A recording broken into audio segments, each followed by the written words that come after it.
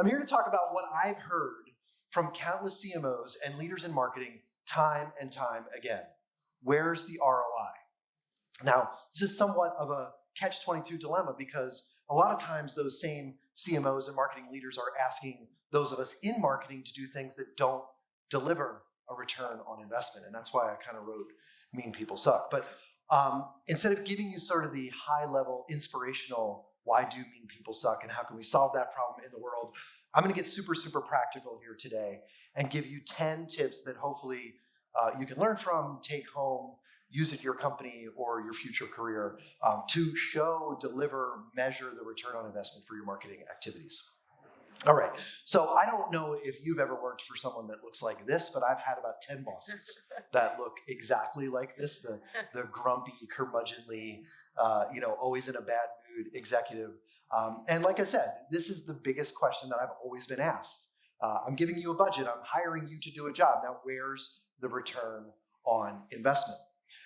So when I decided to write a book, I said, you know what, I'm gonna write a book that answers this question that I keep hearing over and over again from the grumpy, curmudgeonly bosses that I worked for. And it's called The Content Formula. Again, I'm not here to push the book. It's more like a workbook than it is, certainly didn't win a Pulitzer Prize. It did sell a few copies. But the point is, it answers the question. It gives you the math. It gives you the calculations. And that was hard for me. I was an English literature major from St. Joe's University. It was hard for me to do the math in this book. But we answered the question. And when I went out on my own, started my own agency about 7 years ago, I started sending the book out to CMOs and marketing leaders that I knew. And I asked them a few weeks later if they read it. And they all said, I'll get to it. Maybe on my next flight. And I said, but in the book, I talk about my experience when I ran content marketing and digital marketing at SAP, where they only gave me $100,000 in budget. And just because I followed some of the simple 10 principles I'm going to share with you today, were we able to achieve almost $1 million in revenue, a $790,000 revenue number, 7x return on investment. And in the book, I share the formula for how we did that. And the response from most of the executives that I sent the book to was somewhere on the spectrum towards snoring. And so I started asking myself, well, what's the real problem? If the math isn't the problem, what is the real problem? And what I found was that it's arguably culture. It's the lack of cultures that have empathy, right? So if you ask your mom what marketing is, what does she say?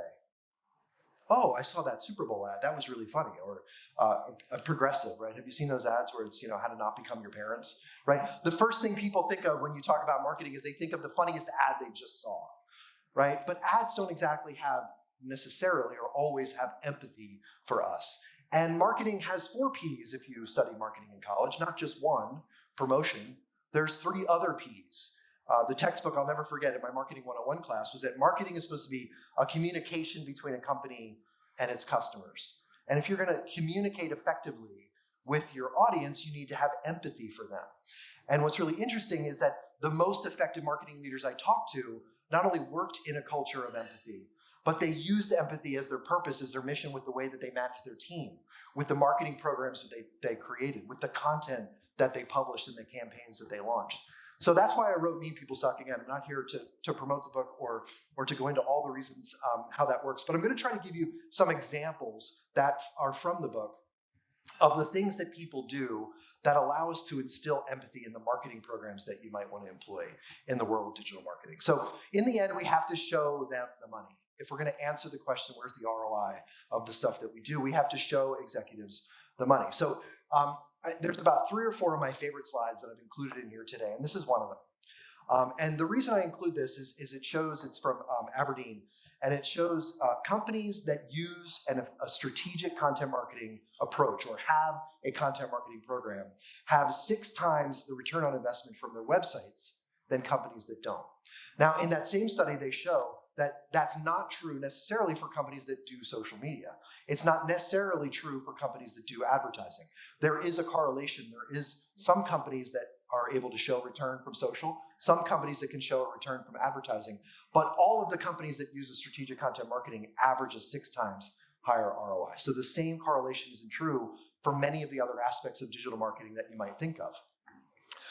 So before I even get into the 10 steps to showing ROI, I just want to go back a little bit, and I'm gratuitously using this picture of my kids on vacation. But so this is a true story. We were down in the Florida Keys on a boat, floating and having the best time, and it was May 15th, which is the same day as my daughter's birthday. And I got an email on my phone and it said, "Hey, LinkedIn is 15 years old today," and my daughter was 15 as well. And it was the first time while on vacation on a boat, I realized that my oldest daughter was the same age as the world's first commercially viable social media platform. So you can see the age of LinkedIn on the face of my relatively young daughter there. So I, thought that was pretty interesting. So as a marketer, I looked at some of the other platforms that you're all familiar with today, and sure enough, not the same day, but by 3 weeks, my daughter shares a birthday with the commercial launch of Facebook. Once they opened up the Facebook community, was 2 or 3 weeks later than my daughter's birth. So you can see the age of the world's most popular social media platform on the relatively beautiful face of my young daughter there. You probably know where I'm going with the rest of this. So my son, of course, shares an anniversary with the launch in the United States of the iPhone. So he's going to turn 15 this fall. And it's only been 15 years that we've had iPhones in the United States. Doesn't it seem like we've had it forever, right? Like I was trying to think back, my daughter posted something on Instagram she's now in college. And I was like, what did I do back in college? Like, how did I organize getting together with my friends? I don't even remember how we did that, right? It's only been 15 years since we've had the internet in our pockets, walking around and able to text and connect with our friends. Child number 4, that's Luke there. You may be familiar with this concept, God's plan, not our plan, or oops, baby. We obviously can't imagine life without him and love him to death, but he was definitely not planned. Probably like the world wasn't ready for Snapchat. And sure enough, by a month, he shares sort of a birthday with the launch of Snapchat. I also have a dog, and you can imagine his name is obviously TikTok. But anyway, I'm not going to show you a picture of him. The point here is that it's been a really young period of time, a relatively sort of short period of time that we've all had digital, social, mobile technologies that have connected us and changed the world. And we're seeing this. We're seeing this disruption in our politics. We're seeing it in our social interactions. We're seeing it in the amount of meanness that we see in the world today. All started because of the connections, the digital, social, mobile connections that we all now have. There's a pro and a con to having that technology. No function has really been disrupted in the world of business than the function of marketing because of these digital tools. That's why we have a DigiMarcon conference, because of the disruption that we're seeing from digital marketing technologies. The buyer journey has changed dramatically, especially in the world of business-to-business marketing, but in the world of consumer marketing as well. This is a famous stat from Salesforce that says that 90% of the buyer journey is complete before a person reaches out to a company for a contract or a price. Back when I graduated from college, salespeople used to take their prospects out for golf or take them to a steak dinner. Now prospects are going online for 90% of their time and doing all of their own research and making a decision on their own what companies they want to buy from. 90%. And so that puts a lot of pressure back on us in marketing, and especially on us in digital marketing. We need to have the tools and the content and the education that enables the buyers to learn what they need to know in order to make the right decision that makes them feel comfortable. So the buyer journey has changed. But how are we doing? This is another one of my favorite slides. So Serious Decisions looked at 3,000 companies and looked at all of the content they created. They did a massive content audit, and they found that 60 to 70% of the content created by companies goes completely unused. So I want you to think about that. I'm just the kind of person that hates waste. And when I saw this stat, I just couldn't believe it. 60 to 70% of what marketing departments create goes completely unused. This is not like I sent out a tweet, nobody retweeted it, or I launched a campaign and only generated 3 leads. No, this is like, I have a $10,000 budget. I'm going to give it to an agency to create a video, and then I'm never going to do anything with the video. I've got $50,000. I'm going to run an event, and you know what? We're just going to cancel that event. We already spent money on the venue. Screw it. We're just going to move on. Right? It's budget that gets applied to the creation of content that never gets a chance to even be seen or have an impact. Think about all of the dollars and the budget that's wasted on that content. So why does that content get created? Why do marketing people create stuff that no one ever sees. It's the grumpy guy's fault, right? Behind every piece of bad content created by companies, you've seen this, you've watched a television ad and thought, who would ever approve such a dumb idea, right? It's because there's an ego behind that decision. But it's easy for us, I think, in marketing to say, oh, our boss is mean and he sucks or she sucks. The fact is, we have to be accountable.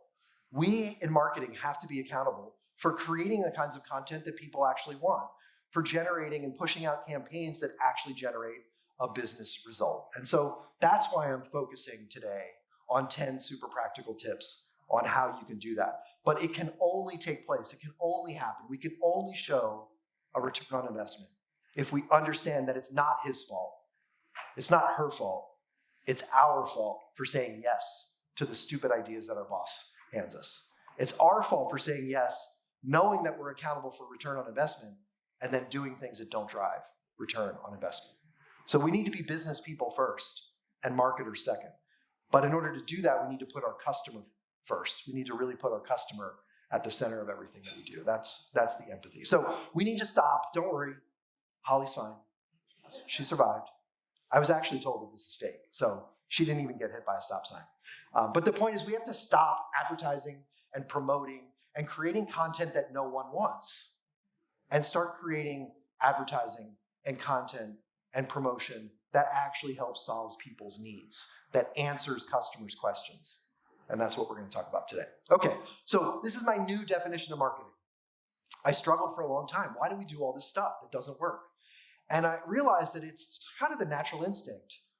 For those of you who may be new to marketing, you might be aware of the fact that most people think marketing is, this is who I am, this is what we sell, and this is why you should buy from us. We think marketing is Super Bowl ads. We think marketing is getting Kim Kardashian to walk around with our purse. And it's more than that, right? It's our natural instinct to think that we talk about how awesome we are. But the reason this is a Venn diagram is that on the right-hand side is the group of people, the audience we're trying to reach, who doesn't want to hear how awesome we are, right? They're interested and distracted by pictures of babies and kittens and puppies. So marketing has to kind of bridge this gap. And that's what content marketing really is. That's what digital marketing should be. Empathy-driven content that connects the solutions, the expertise, the answers that our company can provide with the questions, the concerns, and the challenges that our audience is trying to solve. But we can't do that if we are egotistic and lack empathy. So what does this look like? And I want to give you a quick customer example. So I'm lucky enough to have GE Medical as a client. And they sell MRI machines. GE invented the MRI machine. And in my very first meeting with the GE Medical CMO, I said, you invented the MRI machine, but when I Googled what is an MRI machine, you don't show up. You don't have a single piece of content on your website that defines what an MRI machine is. And his answer was, well, but our audience of radiologists, they know what an MRI machine is. They studied it for 4 years in medical school. And I said, yeah, but the guy who's buying or the gal that's buying the MRI machine has no clue what it does. Or maybe they don't. And we need to help, you need to help educate them. You invented the machine, but you don't lead the conversation about what it is, or what it can do, or what the latest trends are, or what it could be. So we need to shift to what your audience is actually interested in. So if you're targeting radiologists, what do radiologists care about? Well, Google autofill will tell us. Who's used Google autofill? It's the coolest tool. I don't know why more people don't use it. Like, you can type marketers are and it says liars. Because that's what people type when they go to Google. And if you type radiologist space, it says that radiologists care most about their salary. Most of us care most about our salary. And so the number one thing I proposed was, let's create a radiologist and radiology technologist salary guide. And it was the single most effective piece of content that GE ever created. And to the CMO's point, well, did this drive an ROI? It was the single most ROI producing piece of content that they ever produced and published. Drove tons of leads. I mean, it cost us 30 grand to produce this guide, and one MRI machine cost $1 million. And I think we sold 4 or 5 in the 2 years that we launched this campaign. So you can do the math of the return on investment of $4 or $5 million MRI machines and a $30,000 ebook. The ebook wasn't that amazing. It just answered a really simple question that we all can know by using Google autofill and understanding some of the needs and challenges of our audience. Okay, so how do we build this culture of empathy? How do we create content that produces an ROI? Well, first we have to build the business case. This is one of the first lessons I learned from the very first CMO I worked for. And my first impression of him was that he was grumpy. You know, he was a pretty mean guy. But once I got through that and I got to know him, he pushed me to build a business case for every dollar that I asked for. He actually made me write out a business plan for every dollar that he wanted to give me to run for marketing programs and campaigns and content. And so it forced me to really understand that the role of a marketer needs to understand the context that we fit in inside a business organization where accountability to dollars is paramount. It's the number one thing that we need to think about. So how do we build the business case? Well, for any program that we do, the 4 marketing objectives, there's only 4. Reach, engage, convert, and retain buyers.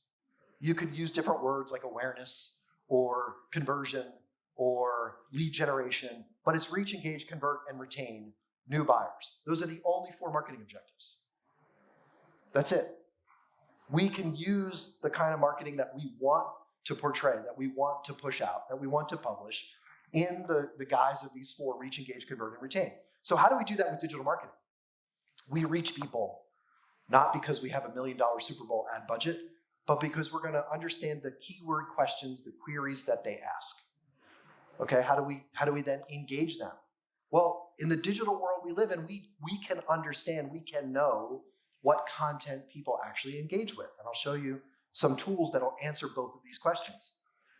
We have marketing automation platforms and A/B testing platforms that allow us to understand how do we optimize the paths for conversion. So once we reach and engage an audience, we can start testing ebooks versus webinars versus product trials. We can test different ways to maximize conversion. And what's really interesting about this approach, empathetic approaches to marketing, is that buyers and customers that are acquired this way are actually 4 times more likely to stay as customers because we didn't trick them with a 20% cashback offer, right? We educated them through their own buyer journey. They felt like they were in control. They engaged on their own terms. We answered questions that they were asking. And then we found the right way to convert them. And because of doing it the right way, these kinds of customers stay longer and spend more. Okay, so how about the ROI? Well, each of those marketing objectives has a pretty specific digital marketing metric. And again, I'm diving a little deeper here, right? But reach we can measure through the value of organic search traffic, right? If I get you to click on a piece of content on my website, that has value versus me having to spend to get you to click on my website. It's called equivalent media value. And I'll show you that in a second. How do we measure engagement? You could look at bounce rate and you could look at time on site, and there's lots of different ways that marketers love to measure engagement. I like a hard metric like subscribers.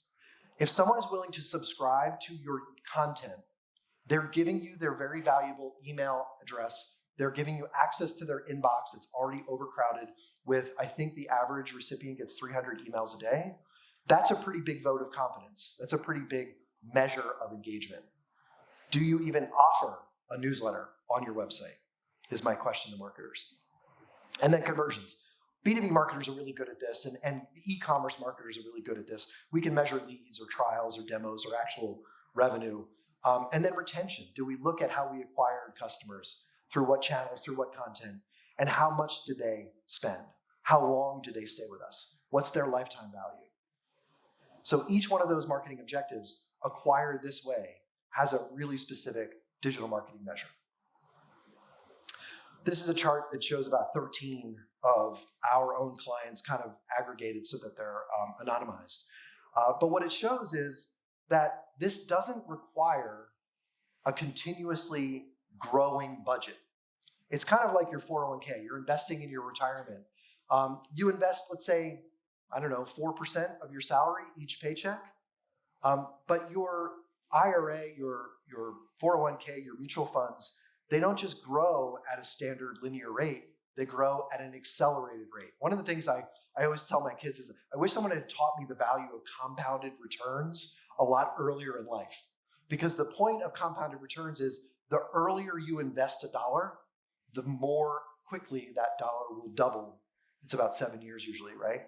And so if you start 7 years earlier, you can double your money. It's the same is true with digital marketing.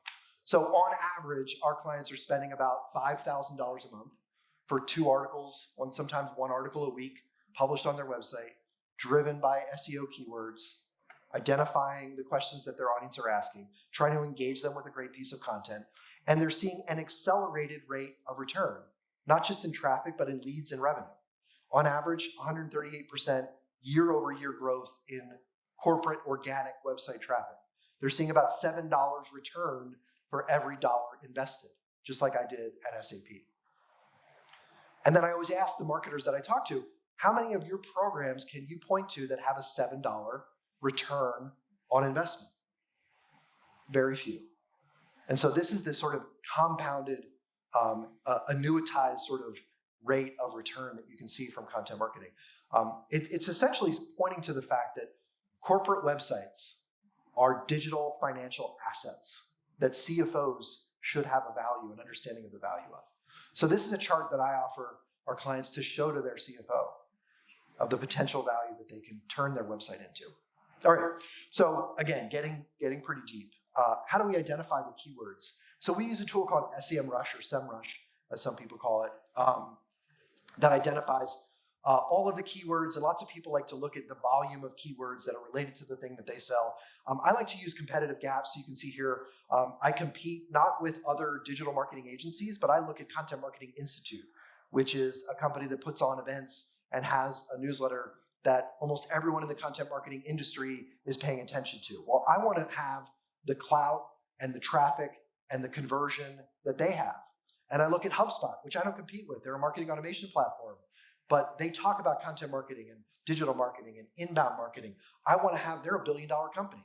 I want to have the valuation that HubSpot has. And so I look at them and try to figure out, well, where are the gaps? Where are the holes that I can fill between what we do and what they do? And so it's called a keyword gap or keyword overlap tool. Now, a lot of people, if you're familiar with SEO or you're familiar with keyword research, you might think to look at volume of keywords or keyword difficulty you may have heard of. We actually like to use CPC, so cost per click. And what this shows is in a list of keywords, it's the ones that people are spending the most when they advertise for them. To me, that infers buyer intent. If somebody's spending $116 on a keyword to promote an ad, it must mean that there's lots of good conversions that come from that keywords. So because of this report, I actually published an article, how do you promote your YouTube videos? Because of this report, I wrote an article, your director of marketing is miserable unless they focus on customers. Did you know that marketing directors are the #2 most miserable job title in the world? Directors of IT are the #1 most miserable.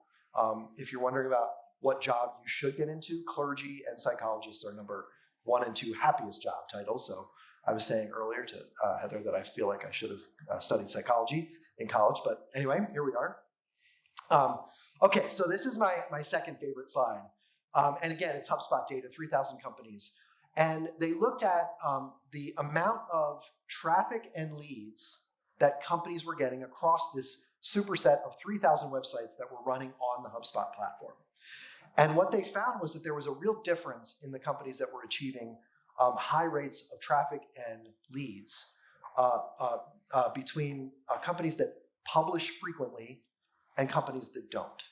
So here's the point. If you have a website that doesn't publish once a week, the traffic on your website is probably declining because you're losing share to competitors or industry publications or influencers who are publishing more than you are. And so what's really interesting about this data is that there is 2 points of inflection. One is when you get to once a week, there's a steepening of the curve. That means the return becomes accelerated. So if you go from spending $1 to spending $2, you get more than a 100% return. So I think you can see in the index, it goes from 100 to 300. So you get a 3 times return for just doubling your investment. There's another rate of inflection when you get to once per day. So that's 4 to 5 articles per week. And again, you see an acceleration of the return. So when you spend just another, 3 or 4 times, you get a 500 or 5 times the rate of return. So I know I'm talking about math, but what's really interesting about these curves, my kids are all learning about curves and sines and cosines and math. There's no diminishing return. The more you publish, the more traffic and leads you get. The less you publish, the less traffic and leads you get.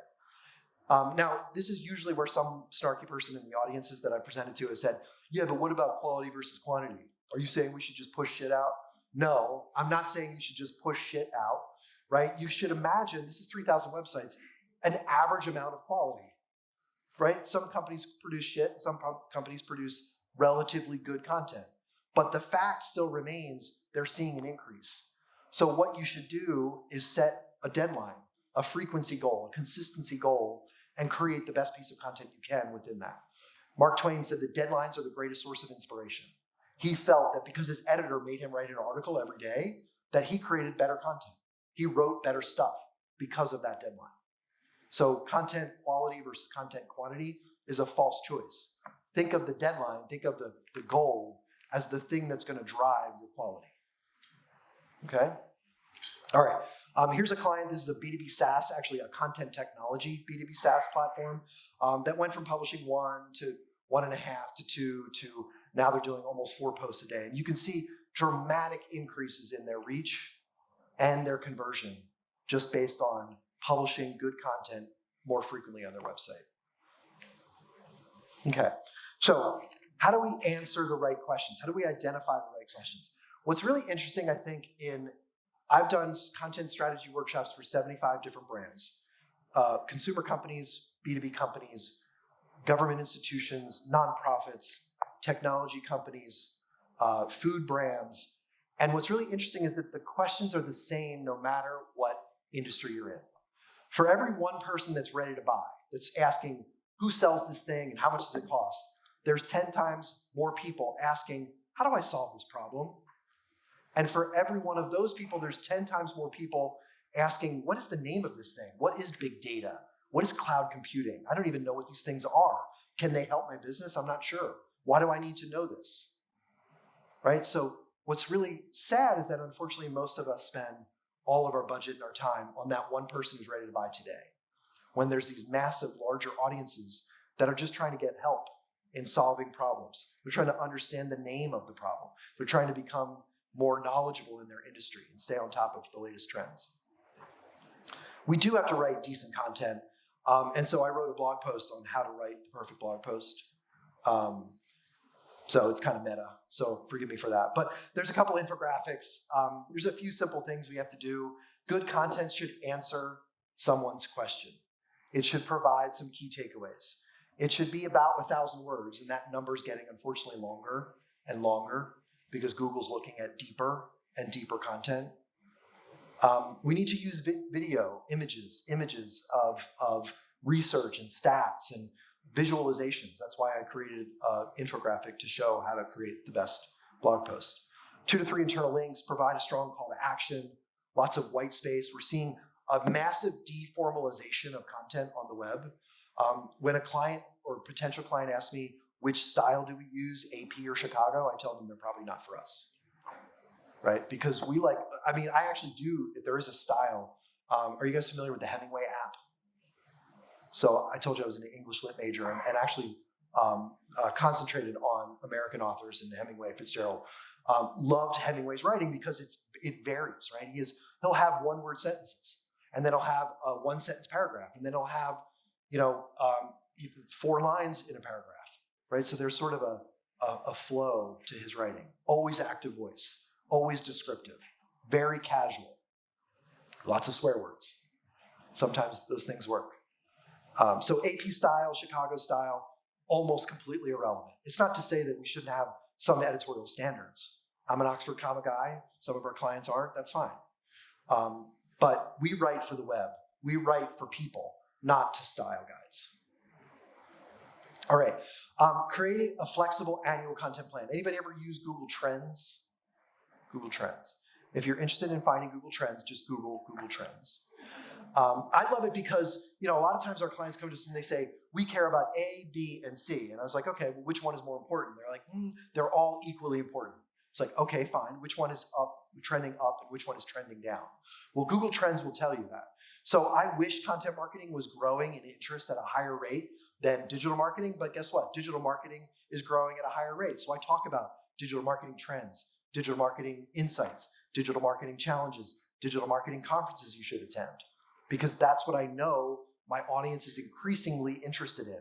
And then I pivot and also talk about content marketing and email marketing and other forms. But Google Trends tells me which ones to talk about. I use Google Autofill. We're a content marketing strategy agency. Google tells me that I should write about templates, examples, and definitions. So we create content about templates, examples, and definitions. All because Google is telling us what we should be writing. BuzzSumo, anybody ever heard of BuzzSumo? Just two people? Okay. This used to be my favorite tool. It'll tell you all of the highest shared content on any topic. You can also use it for competitive trends. So you can type in the name of your competitors' websites and see the most shared content on their website. You can type in your own website and see, unfortunately, probably that no one is sharing your content. One of my top performing articles has more social shares than most of all of my clients' content before we get started with them. The average corporate content gets 1.2 social shares because we're not writing for engagement. We're not writing to answer customer questions. So BuzzSumo can help you understand what will get engagement on social. This is my new favorite tool. It's called Answer the Public. So if you want to write that down, it's just answerthepublic.com. If you type in a keyword like content marketing, it'll give you all the who, what, when, where, why, and how questions that your audience is asking. It's an editorial plan on a page, beautifully mind mapped into this visual. You can send this to your boss and he or she will think that you're the most brilliant person that they've ever seen. They'll just be in awe at how much time did you have to spend generating this amazing looking visual. Answer the Public.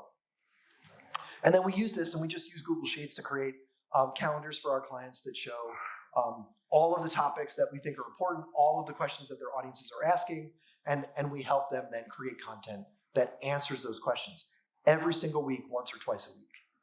And every one of our clients sees growth in traffic and growth in leads over time because they create an annual plan. We change it all the time.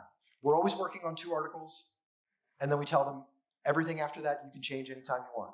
So, we can allow for some flexibility. We do take an agile approach to marketing, but it's planned out for the year using keyword research. So that when the salesperson comes down and says, hey, we need to start talking about this new thing, we say, okay, we'll slot it in, but we've got an annual plan. These are the priorities from our audience, and we'll slot it in. But we're not going to change our priorities. We're just going to be agile. Okay, mapping content to the buyer journey. I actually used to do a whole presentation on how do we map content to the buyer journey. This is sort of the visualization that explains the answer.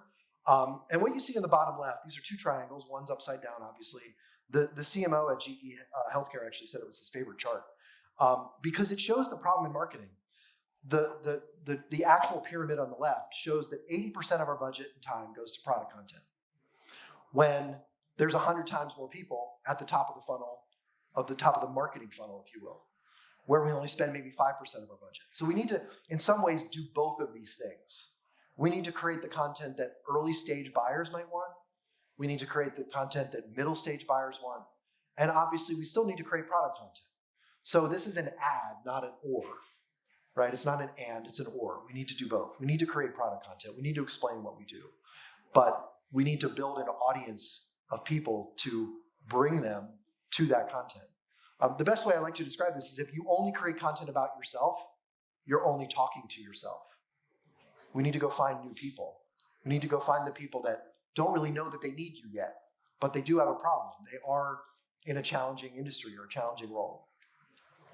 Now, what types of content should we create? Well, there are relative contents to each stage. So articles, listicles, stats, those kinds of content work really well in the early stages of the buying journey. White papers, long form videos, webinars, those kinds of things work well for the middle stages of the buyer journey. Events, customer profiles. What's a customer profile? So I worked at SAP, and I worked with the people that did video testimonials for our sales team. And I had a $100,000 budget, and they had a $4 million budget. And they used to create thousands of customer testimonial videos that said, "Hi, my name is Jane. I'm the CIO at Verizon, and I chose SAP because they're awesome." And in the B-roll of that film was Jane talking about how she wakes up in the middle of the night worried about security. And I took the B-roll and I created a customer profile video because I knew that in order to reach CIOs, I wanted to find other CIOs that also woke up in the middle of the night worried about security. And we would take B-roll video from their $4 million budget and generate 10 times the traffic and leads that they would get from their customer testimonial or talking head videos. Just by taking the personal bits that they threw on the floor, the editing floor from customer testimonial videos. That's what a customer profile video is. So that's taking content that you have that's meant for promotion and reallocating it to answering a real customer question. How do we do this at my company? We create lots of content. I publish 4 or 5 times a week because we know that that drives traffic and leads.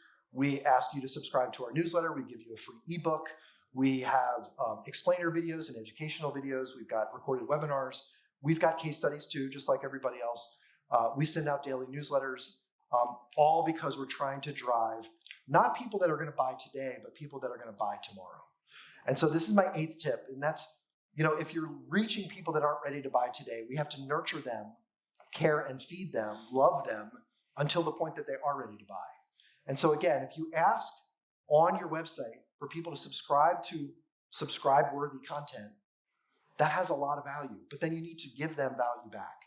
And so we have a 9-step sort of nurturing sequence where we say, hey, welcome to our newsletter. My name is Michael. I started this firm because I think most marketing sucks, and I wanted to create empathetic, customer-focused content that drove real ROI. Here's a link to 3 of our top pieces of content from last year. And then the next article was, the next email will say, hey, we do sell some stuff, and here's the return on investment, and here's a case study if you're interested. And then the next one will be, here's an 8-minute video of me getting interviewed at CES about future trends in marketing. And then, here's my favorite snarky piece of content from last month.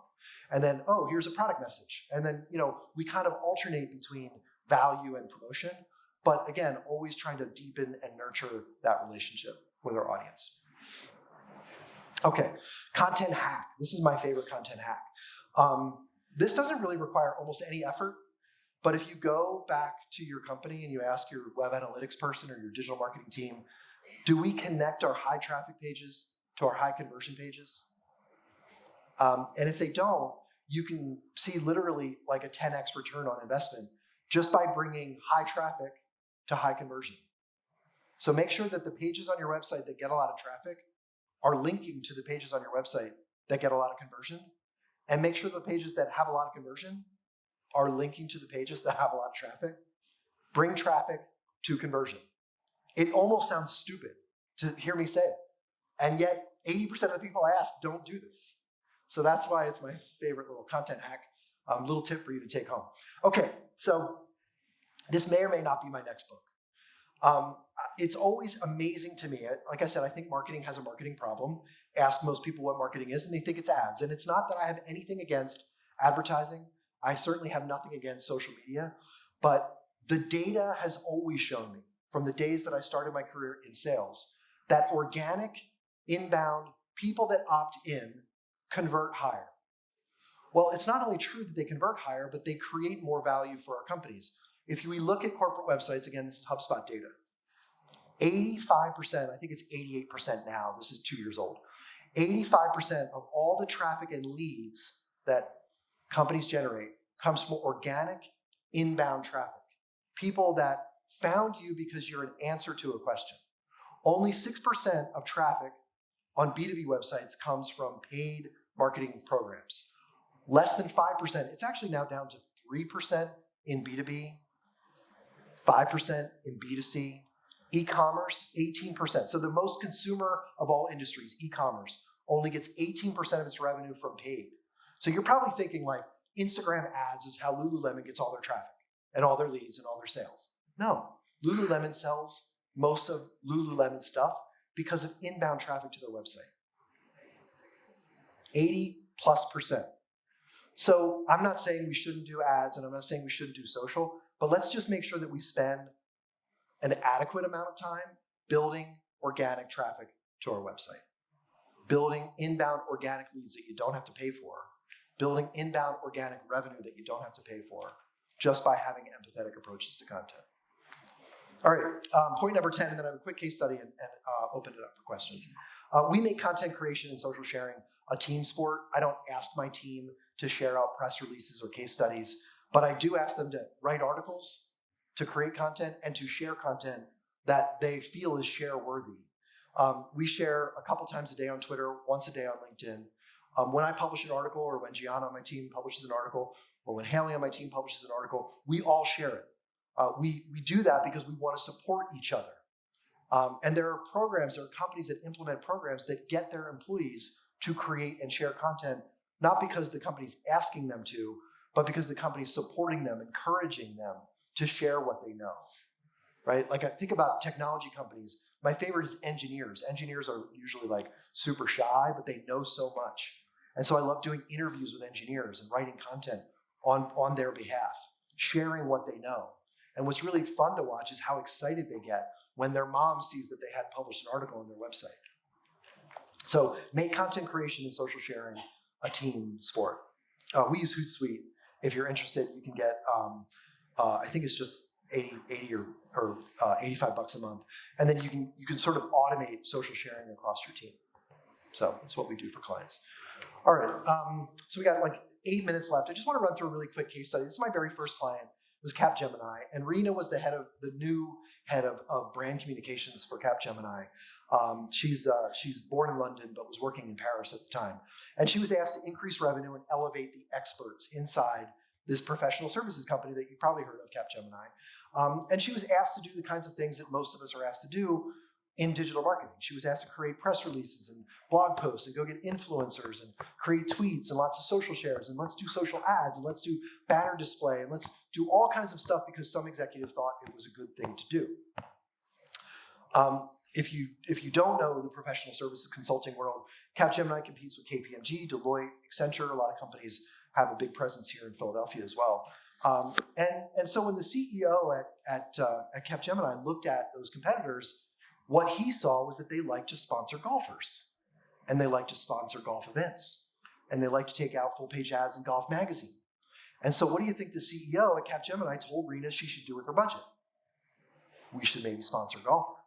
And the CMO, who had a really small budget at the time, was seeing dollar signs, or euros, I guess. And she was pretty excited at the $20 million budget that it would take to sponsor a golfer. And Rena said, you know what, as a career professional in marketing communications, I think that's a lot of money to spend for a pretty small potential return. She's like, I know the world of professional services, and not everyone loves golf, and $20 million is a lot of money to spend. So she said, give me like a little test. Give me a small percentage of the 20 million. Give me 0.1% of the cost of a golf sponsorship, and let me sort of tell stories, answer questions on our website. Let me just implement a content marketing strategy. And if I do that, I think I can reach the goals you've handed me, increase our revenue, elevate our experts, and you can hold me accountable to bringing 1 million new visitors to our website. She, painted a pretty lofty goal for herself, really didn't think that she would achieve it. And after 1 year, of course, I wouldn't be telling you the story if it didn't have some success in it. Of course, she reached $1 million or 1 million visitors on her website, but they also stumbled upon $1 million in sales. And so this was a big surprise. She wasn't trying to generate conversions. She was just trying to maybe activate their experts and elevate who they were and get them to publish some content. But some of the leads or some of the people that published those articles actually got leads from LinkedIn. Somebody reached out and said, hey, I loved your article on artificial intelligence. Can you guys help us build out an artificial intelligence program here? And so they sold $1 million. So Rena was pretty happy. The marketing team was pretty happy. They presented the results of this program to the CEO, who said, that's pretty cool, but I still think we should sponsor a golfer. And the CMO said, I still think I would love that $20 million budget. And Rena pushed back again. She said, listen, I've done some research, and I found that only 8% of our audience cares about golf, that watches golf, that would see any of our ads. Another 5 or 10% maybe would know that we've sponsored a golfer, but they're never going to see our logo. They might know that Capgemini sponsored some golf event, but they're not going to really be moved by it. So can we please reach out to the other 82% of people that don't care about golf? And she also said, I looked at the way that we generated these conversions that we weren't even trying, and it happened because we elevated our experts. We took a couple of key spokespeople who created frequent content, and those are the ones that generated leads. So if we double down, I think we can generate $2 million in revenue in the following year. So she asked for double the budget, 0.2% of the cost of a golf sponsorship. She was given another year to generate awareness and leads. Do you think she got $2 million in revenue? Does anybody think she didn't get $2 million in revenue? Of course I wouldn't be telling you the story. $24 million in revenue. I'm from Reading, home of Taylor Swift, so I have to use Taylor Swift gifts in every presentation. $24 million in sales, highest ROI marketing program I've ever seen. And all she did was ask a couple of folks across her organization to create one blog article a month and then post that on LinkedIn. And that organic posting, creating, and sharing generated $24 million in sales for Capgemini. And so if they can do it, you can do it too, no matter what industry you're in. I talked about empathy. I talked about the content formula, people suck. So I would be horribly bad speaker if I didn't have a free gift for you. So again, I told you I'm not here to sell the book. So here's your free copy of the content formula if you're interested in those marketing math calculations for generating return on investment. If you don't, remember to take a picture. Just go to bit.ly. It's TCF-PDF, and you can download that. Okay, so I've got 3 minutes for questions. You didn't get it. I'll go back. There you go. Okay. 3 minutes for questions. Nothing. Yes. Be prepared to catch it. All right. Got it. Okay. So on your workflow emails, I wanted to see if you can speak about who the email should come from, especially in different type of organizations. If it should come from the CEO, if it's a smaller company, or obviously if it's a larger company, who do those emails should come from? It's such a good question. I had this exact question from a client yesterday. She was asking actually who should publish the articles, which is also, it's kind of a related question.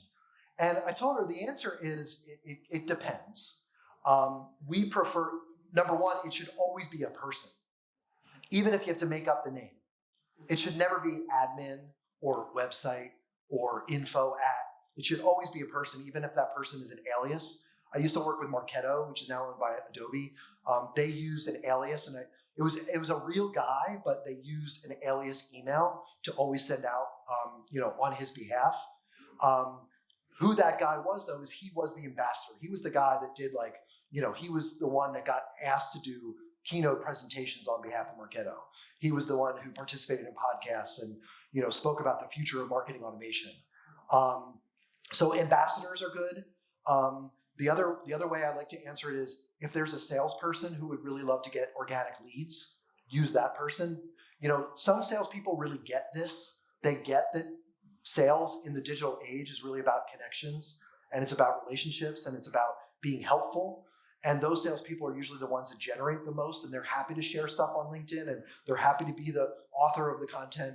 So, find that person. If it's not the CEO, if the CEO is not also the ambassador and also maybe has a background in sales, find the ambassador or find someone in sales that really likes to connect with people. Yeah. Yeah. This is your time. You got to wait for the box. Who's got the question? It's got to be thrown too. That's like a requirement. With your final case study there, how did your contact figure out that only 8% of their potential audience cared about golf? She just did a survey.